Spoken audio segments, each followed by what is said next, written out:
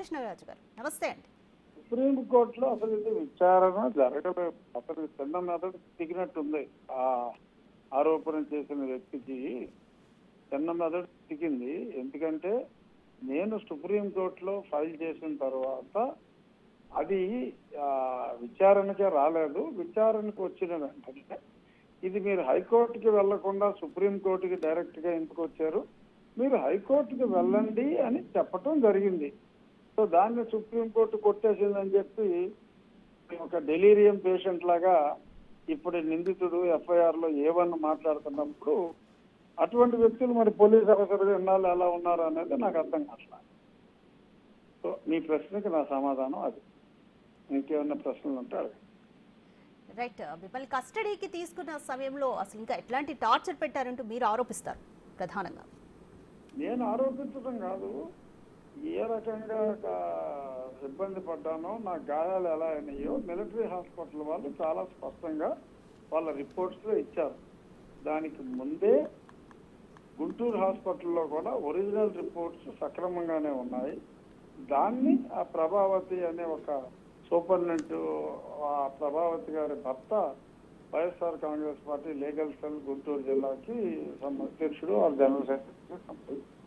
So వారందరూ ప్రభావితం చేసి ఒరిజినల్ గా ఎవరైతే హైకోర్టు ఎవరైతే చూడాలన్నారో హెడ్ ఆఫ్ ది డిపార్ట్మెంట్ కాకుండా వాళ్ళ కింద వాళ్ళతో వాళ్ళు రిపోర్ట్ ఒప్పుకోకపోతే కింద వేరే రిపోర్ట్ కింద వాళ్ళతో రాయి ఆ రిపోర్ట్ పెట్టి మాయ చేయాలని చెప్తారు. కానీ నా అదృష్టవశాత్తు సుప్రీంకోర్టు ఆదివారం నాడు అయినా సరే స్పెషల్ బెంచ్ ఫామ్ అయ్యి నన్ను మిలిటరీ హాస్పిటల్కి తరలించినందువల్ల క్లియర్ కట్ గా ఆ రిపోర్ట్ అన్ని స్పష్టంగా వచ్చినాయి. కాబట్టి సుప్రీంకోర్టు నాకు ఇమీడియట్ గా 3 రోజుల కల్లా బెయిల్ ఇవ్వడం జరిగింది.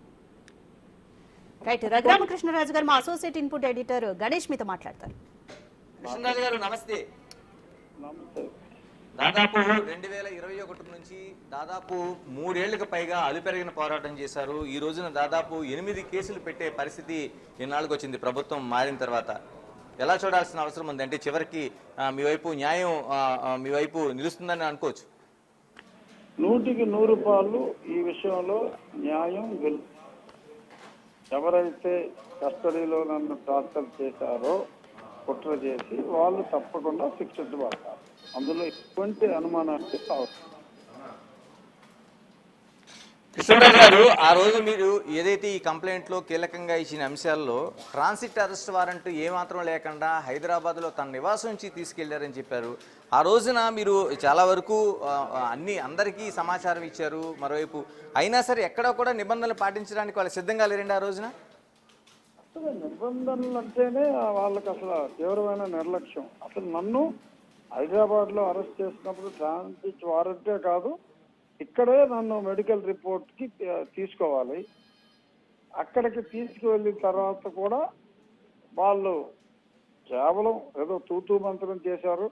నన్ను డైరెక్ట్ గా ఆ పోలీసు సిఐడి గుంటూరు ఆఫీస్ కస్టడీలోకి తీసుకొని నాకు ఉన్న government of India why category CRPF సెక్యూరిటీని కూడా బలవంతంగా ఆఫీస్ ప్రెమిసెస్ బయటికి పంపించేశారు. వీళ్ళకి అసలు కుట్ర ఐడియా ముందు లేకపోతే గవర్నమెంట్ ఆఫ్ ఇండియా నాకు సెక్యూరిటీని ఆ ప్రెమిసెస్ లో ఉండటానికి ఏమిటి వాళ్ళకి ఇబ్బంది? వాళ్ళని బయటికి తోసేశారు. పూర్తిగా ప్రెమిసెస్ బయటికి, కాంపౌండ్ వాళ్ళు బయటికి పంపించేశారు. అక్కడే వాళ్ళ కుట్ర. 2 రోజుల ముందు ఒక్క సీసీ కెమెరా లేకుండా కూడా. ఆ తర్వాత విజయ్ పాల్ అన్న వ్యక్తి నా సెక్యూరిటీని దారుణంగా బయటికి పంపించేసిన తర్వాత ఒక సర్కిల్ ఇన్స్పెక్టర్ని, ఒక హెడ్ కానిస్టేబుల్ని అక్కడ పెడితే వాళ్ళిద్దరూ బయటికి వెళ్ళిపోయి, వాళ్ళు బయటికి వెళ్ళిన వెంటనే మళ్ళీ ఒక 5 ఆగంతకులు వచ్చి నన్ను తావచెత్త కొట్టి, అందులో సునీల్ కుమార్ కూడా ఉన్నారు. ఆ తర్వాత వీళ్ళు మళ్ళీ బయటికి వెళ్ళిన వెంటనే మళ్ళీ ఏమీ తెలియనట్టు సినిమాలో క్లైమాక్స్ లో వచ్చినట్టు మళ్ళీ ఆ సర్కిల్ ఇన్స్పెక్టర్, ఆ హెడ్ కానిస్టేబుల్ వచ్చి, ఏంటి రాజు గారు ఏం చేశారు మీరు ఇక్కడ, మంచం విరిగిపోయింది ఏంటి అని నన్ను నా చెస్ట్ మీద కూర్చున్నారు. నాకు ఆ సర్జరీ అయిన అప్పటికి 5వ నెల కూడా కంప్లీట్ కాల. 4 నెలల టైంలోనే ఓపెన్ హార్ట్ సర్జరీ అయితే గుండెల మీద హఠాత్తుగా కూర్చుని ఆ మంచం తల వైపు ఉన్న 2 మంచం కోళ్ళు కూడా విరిగిపోయినాయి ఆ ప్రెషర్కి. ఆ విరిగిన మంచం అవన్నీ కూడా ఉంటాయి, ఆ డీటెయిల్స్ అన్నీ ఉంటాయి. రాజు గారు, నిజంగానే ఒక బైపాస్ సర్జరీ జరిగిన వ్యక్తిని ఎలా చూసుకోవాలి? అప్పటికి 3 నెలలు కూడా కాలేదంటున్నారు. మీ గుండెల పైన కూర్చుంటే ఖచ్చితంగా చంపాలనే ప్రయత్నమే. 4వ నెలలో నాకు డిసెంబర్లో బైపాస్ అయితే మే నెలలో నా గుండెల మీద కూర్చున్నారు. ఇంకా ఆ గాయం కూడా మానలా, ఎందుకంటే అది మేజర్ సర్జరీ నాకు అది. సో అది పూర్తిగా హీల్ కూడా అవ్వలా. ఆ హీల్ అవ్వకుండా అక్కడ చెస్ట్ మీద కొట్టడం, మరి చాలా దారుణంగా కాళ్ళు కట్టేసి కొట్టడం. కాదండి, ఆ సమయంలో ప్రాణాలు పోయినా దానికి సిద్ధపడ్డారు వాళ్ళు. లేదు లేదు, అంటే ఆ టార్చర్ లో నాకు ఎలాగో హార్ట్ ఆపరేషన్ అయింది కాబట్టి నేను ప్రెషర్కు లోనయ్యి గుండెతో గుండెవి చనిపోయాడు అని చెయ్యాలనేది వాళ్ళ తాపత్రయం.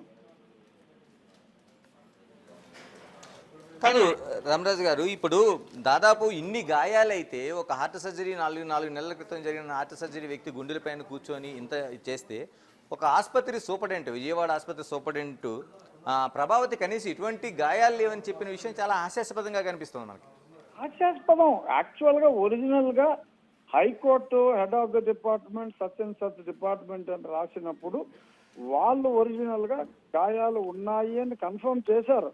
ఎందుకంటే ఆ హాస్పిటల్ ఆ డాక్టర్స్ తాలూకు అసిస్టెంట్ డాక్టర్స్ నాకు ఫోన్ చేసి మా బాస్ తప్పు చేయలేదు, తర్వాత ప్రభావతి ఇన్ఫ్లుయెన్స్ చేసి వాళ్ళు ససేమిరా సంతకం పెట్టనంటే వేరే వాళ్ళతో సంతకం పెట్టించి సునీల్ కుమార్ వచ్చి ప్రెషర్ పెడితే వేరే వాళ్ళతో సంతకం పెట్టించి ఇచ్చిందని చెప్పి నాకు అదే గుంటూరులో చాలా మంది డాక్టర్స్ నాకు ఫోన్ చేసి అన్ని వివరాలు నాకు ఇచ్చారు. రేపు విచారణలో డాక్టర్స్ అందరినీ కూడా పిలవడం జరుగుతుంది. వాళ్ళందరూ కూడా నిజం చెప్తారు, అందులో ఎటువంటి సందేహం లేదు. In fact the original reports were also there. ఒక స్టేజ్ లో ఆ పాత రికార్డ్ అంతా ఎక్కువ పేరుకుపోయింది, తగలబెట్టాలని చెప్పి ఒక రిక్వెస్ట్ ఇచ్చింది ప్రభావతి బిఫోర్ హర్ రిటైర్మెంట్. ఆ సమయంలో కోర్టులో ఈ ఇన్ఫర్మేషన్ అంతా ప్రిజర్వ్ చేయాలని చెప్పి నేను ఒక పిటిషన్ వేసి అదంతా కూడా ప్రిజర్వ్ చేయాలని చెప్పి నేను ఒక ఆర్డర్ తీసుకోవటం జరిగింది. అంటే రామరాజు గారు, ఇప్పుడు కృష్ణరాజు గారు, ఇప్పుడు ఎలాగా దాదాపు 8 కేసులు నమోదైనవి. ఇప్పుడు కోర్టుకి మీరు ఏదైతే చెప్తున్నా అన్ని ఆధారాలు సబ్మిట్ చేయడానికి సిద్ధంగా మన దగ్గర ఉన్నాయి అన్నీ కూడా. అన్ని ఆధారాలు ఉన్నాయి. ఆ అధికారులని అప్పుడు కావాలని చెప్పి బలవంతం మీద తప్పు చేసిన వాళ్ళు కూడా ఇప్పుడు పిలిచి మాట్లాడితే మొత్తం ఎంక్వైరీలో అన్ని నిజాలు చెప్పేస్తారు. ఇలా అంటే కీలకమైన విషయం ఏంటంటే జగన్మోహన్ రెడ్డి, మాజీ ముఖ్యమంత్రి జగన్మోహన్ రెడ్డి, అంతకుముందు మీరు ఆ పార్టీలో ప్రయాణం చేశారు, ఆయన ఏ3గా ఉన్నారు ఇందులో కీలకంగా. అంటే ఈ కేసుకు సంబంధించి మీరు అప్పట్లోనే ఆరోపణ చేశారు, తన పైన ఏదైతే టార్చర్ జరుగుతున్న విషయాన్ని ముఖ్యమంత్రికి ఉన్న జగన్మోహన్ రెడ్డికి ప్రత్యక్షంగా చూపించే ప్రయత్నం అటు సునీల్ కావచ్చు లేకపోతే నటి ఆంజనేయులు కావచ్చు చేశారనేది మీ ప్రధానమైన ఆరోపణ ఆ రోజున. అప్పటి నుంచే చెప్తున్నా, నా 1200 రచ్చబండ్లు కనీసం ఒక 100-150 రచ్చబండ్లలో కూడా ఏదో సందర్భంలో ఈ విషయాన్ని నేను ప్రస్తావించాను. అప్పటి నుంచి చెప్తున్నదే ఒక కంప్లైంట్ రూపంలో. ఇప్పుడు ఈ ప్రభుత్వం మారిన తర్వాత, జగన్మోహన్ రెడ్డి ప్రభుత్వం రాదర్ పోయిన తర్వాత, ఎందుకంటే అప్పుడు ఇక్కడి నుంచి ఉపయోగం లేదు. ఎందుకంటే నేరస్తుడే ముఖ్యమంత్రి అయినప్పుడు, నేరస్తుడే ఉన్నత పోలీస్ అధికారులు అయినప్పుడు ఇక్కడ నేను కంప్లైంట్ ఇవ్వడంలో అర్థం లేదు. ఇప్పుడు ఏదో సునీల్ కుమార్ భుజాలు తడుముకుంటూ సుప్రీంకోర్టులో కొట్టేశారని చెప్పి నోటుకు వచ్చినట్టు మాట్లాడుతూ ఇప్పుడు ఇవ్వటం ఏంటని చెప్పి మాట్లాడతాం. అది పాపం జగన్మోహన్ రెడ్డి గారు ఎలక్షన్లో ఓడిపోతే మైండ్ ఎలా బ్లాంక్ అయిందో ఈయనకు కూడా మైండ్ బ్లాంక్ అయ్యి అలాంటి పిచ్చి పిచ్చి ట్వీట్లు పెడుతున్నట్టుగా నాకు అనిపించింది. ఇలాగ ఇంకో కీలకమైన విషయాన్ని మీరు రఘురామకృష్ణరాజు గారు మీరు ప్రస్తావించారు. ఇందులో ఏదైతే వ్యక్తి గోప్యతకు సంబంధించిన మీ ఫోన్లో ఉండే పాస్వర్డ్ను వాళ్ళు బలవంతంగా ఓపెన్ చేశారు, తనను కొట్టి మరీ దాన్ని ఓపెన్ చేయించారని చెప్పారు. అంటే ఎటువంటి విషయాలు? అంటే ప్రతి వ్యక్తి గోప్యత ఉంటుంది, తన పర్సనల్ విషయాలు ఉంటాయి కదా. టూ మచ్ అది. ఆ ఫోన్ని అక్కడే నా ఇంటికి వచ్చినప్పుడు అసలు డైరెక్ట్గా they were not suppose to seize my phone. నా ఫోన్ వాళ్ళు తీసేసుకుని అక్కడ వచ్చినప్పుడు సడన్ గా నా కోడ్ ఓపెన్ చేస్తావా చేయవరా అని చాలా పచ్చిబూతులు, మన టీవీలో మాట్లాడుకుంటే బాగోదు, అటువంటి పచ్చిబూతులని మాట్లాడి నాతోటి బలవంతంగా ఆ కోడ్ ఓపెన్ చేయించుకుని నెక్స్ట్ డే కూడా దే ట్రై టు ఒక రాంగ్ రిపోర్ట్ తీసుకొచ్చి నేను గదిలో నడవలేని స్థితిలో ఉంటే నేను ఉల్లాసంగా కిందకు వచ్చి మెట్లు దిగి ఎవరో ఒక ఇద్దరు ఎంఆర్ఓ స్థాయి అధికారులు నర్సాపురం నుంచి వస్తే నేను తప్పైపోయింది, నేను ఇలాగా తప్పు చేశాను, వీళ్ళ అభియోగాలు నిజమే, అందుకు నన్ను క్షమించాలి అని చెప్పి వాళ్ళ దగ్గర నేను మాట్లాడినట్టు ఇవన్నీ కూడా కాగితం తీసుకొస్తే అసలు నేను కిందకే వెళ్ళలేదు, అక్కడ ఏ అధికారి లేడు, ఇదంతా పచ్చి అబద్ధం అని చెప్పి నేను సంతకం పెట్టా. సంతకం పెడితే ఇలా అయితే వాళ్ళ రాత్రి నిన్ను ఖచ్చితంగా చంపేస్తారని చెప్తారా, పోవాలా అని చెప్పా. కృష్ణరాజు గారు, ఇందులో ఒక కీలకంగా మనకి ఏదైతే ఆ రోజు ఇంజరీస్ ఉన్నాయో దానికి ఆర్మీ హాస్పిటల్ సంబంధించిన ఆ రోజు సుప్రీంకోర్టులో మీరు వేసిన దాంట్లో ఉంది. ఇందులో దాదాపుగా ఈ రిపోర్ట్ అంతా ఉన్నది. దీన్ని అంటే ఏ విధంగా చూడాల్సిన అవసరం ఉంది? ఆ రోజున మీకు ఆర్మీ హాస్పిటల్లో జరిగింది, ఆ board of the army hospital ఉంది ఆ రోజున మెడికల్ సంబంధించింది. ఎటువంటి వాళ్ళు ఇది చేశారు మీకు? ఆర్మీ హాస్పిటల్ చాలా ఫెయిర్ గా ఉన్నారు. అన్లైక్ గుంటూరు జనరల్ హాస్పిటల్, అక్కడ కూడా ఇన్ఫ్లుయెన్స్ చేయాలని చూసినా అక్కడ ఆర్మీ హాస్పిటల్లో ఎటువంటి ఇన్ఫ్లుయెన్స్లు పనిచేయలేదు. ఆర్మీ హాస్పిటల్లో నేను ఉన్నప్పుడు కూడా అక్కడ అర్జెంట్ గా రిలీజ్ చేయించి వెంటనే మళ్ళీ అరెస్ట్ చేయడానికి కూడా ఆ దరిదాపుల్లో మళ్ళీ పోలీసులు ఉండటం, అది నేను చూసి మా లాయరు, నన్ను చూడటానికి వచ్చిన లాయర్ అది చూసి గమనించి కంప్లైంట్ ఇచ్చిన తర్వాత వాళ్ళు అక్కడి నుంచి పారిపోవటమే లిటరల్ గా జరిగింది. ఆ తర్వాత నేను ఇదంతా పసిగట్టిన తర్వాత నేను సడన్ గా డిశ్చార్జ్ అయ్యి ఒక ఎయిర్ క్రాఫ్ట్ ని నేను బేగంపేట విమానాశ్రయంలో రెడీగా పెట్టుకుని ఇక్కడి నుంచి బయలుదేరిన 15వ నిమిషంలో నేను విమానం ఎక్కి ఢిల్లీ వెళ్ళకపోతే మళ్ళీ నన్ను ఇంకొక 5 నిమిషాలు ఆలస్యమైనా కూడా మళ్ళీ నన్ను ఇంకో కేసు పెట్టి అరెస్ట్ చేసి ఈసారి మిస్ అవ్వకుండా, గతంలో మిస్ అయ్యేది చావకుండా ఈసారి చంపాలని కూడా వాళ్ళు ప్రయత్నం చేశారు. దానికి ఉదాహరణ నేను నా ఫ్లైట్ టేక్ ఆఫ్ అయ్యే సమయానికి మళ్ళీ ఈ పోలీసు వాళ్ళు, ఆంధ్ర పోలీసు వాళ్ళు నా బేగంపేట ఎయిర్పోర్ట్కి వచ్చారు. వాళ్ళు అసలు రావాల్సిన అవసరం ఏంటి? ఆంధ్ర పోలీసు వాడికి నేను బేగంపేట ఎయిర్పోర్ట్ లో విమానం ఫ్లై అయ్యే టైంకి అసలు బేగంపేట రావాల్సిన అవసరం ఏంటి? అడిగి నాకు సుప్రీంకోర్టు బెయిల్ ఇచ్చింది, నేను ఎక్కడికైనా వెళ్ళచ్చు.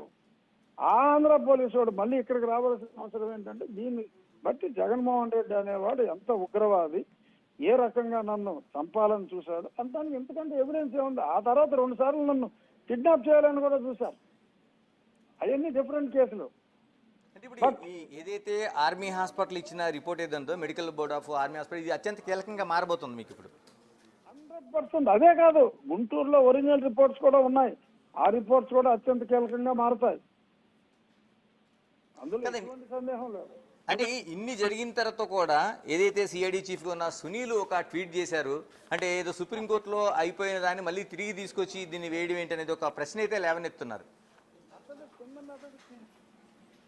ఆల్రెడీ దొబ్బినట్టుంది, నేను ఏం చేయగలను? సుప్రీంకోర్టులో అది ఓన్లీ హైకోర్టుకు వెళ్ళండి, డైరెక్ట్ గా సుప్రీంకోర్టుకు వచ్చారని చెప్పి కింద కోర్టుకు వెళ్ళమన్నారు అంతే.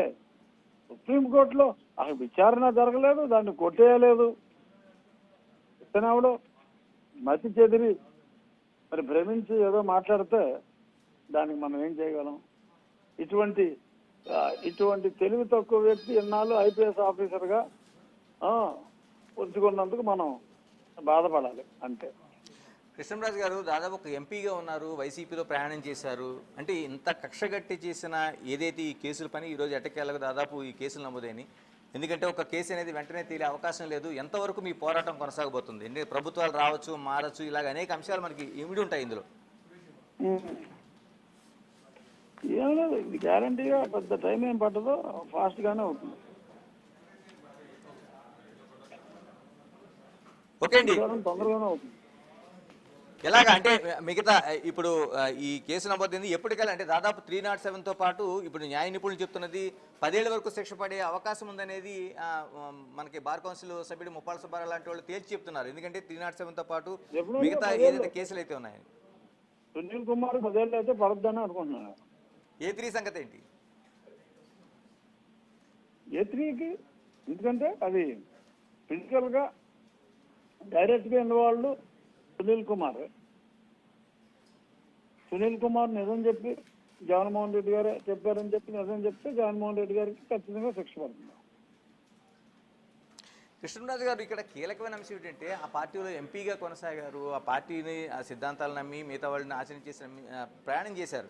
అంటే ముఖ్యమంత్రిగా ఉన్న ఆయన పైన కేవలం విమర్శలపైనే ఇంత చేయాల్సిన అవసరం ఉందా అనే ఒక కీలకమైన ప్రశ్న అనేక సెక్టార్ నుంచి వ్యక్తమవుతుంటది. దానికి అవసరం లేదు మరి, ఎందుకు మరి ఇంత దారుణంగా మరి నన్ను విమర్శించాలనుకున్నాడో మరి. అదే అంటే ఇంత ఒక ఎంపీగా ఉన్న మిమ్మల్ని ఇప్పుడు సాధారణ వ్యక్తులను లేకపోతే మిగతా వాళ్ళలో టార్చర్ చేయడం వేరు. ఒక ఎంపీగా ఉన్న వ్యక్తి, మీరు ఆ ప్రాంతంలో ఉండే ఒక కీలకమైన వ్యక్తిగా ఉన్నారు. తూర్పు పశ్చిమ గోదావరి జిల్లాకు సంబంధించి ఒక కీలకమైన వ్యక్తి కాదు, రాష్ట్ర వ్యాప్తంగా కావచ్చు.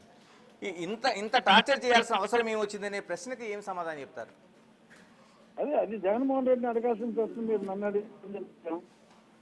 అంటే నేను అదే ఆశ్చర్యపోయా. అవును, ఇంత చంపాలి అనుకున్న స్థాయిలో నా మీద చర్యలు తీసుకోవాల్సిన అవసరం ఏంటి అనేది నాకు అర్థం కాల. డెఫినెట్గా ఎవరైనా